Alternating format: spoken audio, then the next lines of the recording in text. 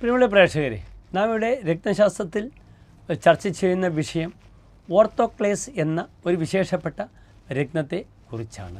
Greek ഭാഷയിൽ നേരായ ഒടിവ് എന്നർത്ഥം വരുന്ന ഒരു വാക്കായിട്ടാണ് ഓർത്തോക്ലേസ് എന്ന രത്നത്തിന് നാമകരണം ലഭിച്ചത്.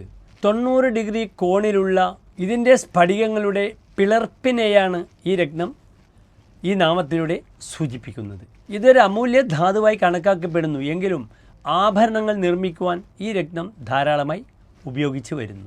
ഇതിൻ്റെ ഏറ്റവും വിലയേറിയ രത്നം മഞ്ഞ നിറത്തിലുള്ള ഷാമ്പെയിൻ കളറുള്ള രത്നമാകുന്നു. വെള്ള, പിങ്ക്, ഓറഞ്ച്, തവിട്ട്, ഇളം പിങ്ക് വർണ്ണങ്ങളിലൊക്കെ ഈ രത്നം കണ്ടുവരുന്നു. മഞ്ഞ നിറത്തിലുള്ള ഓർത്തോക്ലേസ് രത്നങ്ങളാണ് ആഭരണങ്ങളിൽ പ്രധാനമായും ഉപയോഗിച്ചു വരുന്നത്.